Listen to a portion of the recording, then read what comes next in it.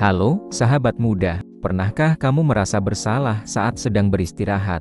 Seolah-olah kalau tidak sibuk atau lembur, kita sedang tertinggal dari orang lain. Kita hidup di zaman yang memuja kesibukan atau hustle culture. Kita merasa nilai diri kita ditentukan oleh seberapa panjang daftar tugas yang diselesaikan. Akibatnya, banyak anak muda yang sukses secara karier, tapi hancur secara mental. Hari ini, mari kita belajar rahasia bekerja cerdas dengan hikmat Tuhan. Tema kita tetap, Stronger Minds, Brighter Future. Pikiran yang kuat tahu kapan harus berlari kencang dan kapan harus berhenti untuk mengasah diri. Mari kita berdoa, ya Roh Kudus, Engkau sumber hikmat. Di tengah dunia yang menuntut gerak cepat, ajarlah kami untuk diam sejenak di hadapan-Mu. Berikan kami pengertian akan makna kerja yang benar, agar hidup kami tidak hanya sekadar sibuk, tapi benar-benar berbuah. Amin. Mari renungkan Pengkhotbah 10 ayat 10. Jika besi menjadi tumpul dan tidak diasah, maka orang harus memperbesar tenaga, tetapi yang sukses ialah hasil hikmat. Ayat ini membandingkan antara tenaga kasar dan hikmat. Besi tumpul melambangkan pikiran yang lelah dan cara kerja yang tidak efektif.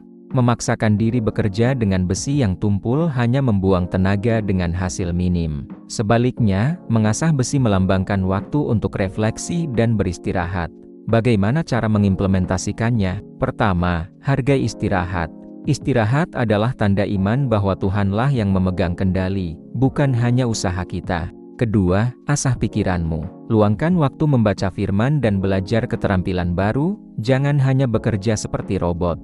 Ketiga, tentukan prioritas. Pikiran yang kuat mampu berkata tidak pada hal-hal yang membuang waktu agar bisa berkata ya pada tujuan besar dari Tuhan.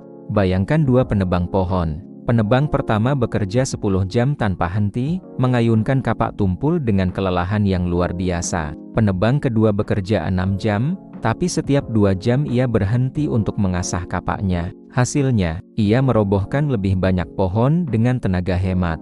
Banyak anak muda saat ini seperti penebang pertama sibuk sampai burnout, padahal mereka butuh berhenti sejenak untuk mengasah pikiran bersama Tuhan. Lihatlah Yusuf di Mesir. Ia menggunakan hikmat Tuhan untuk mengelola sumber daya menghadapi kelaparan. Yusuf tidak panik saat krisis datang.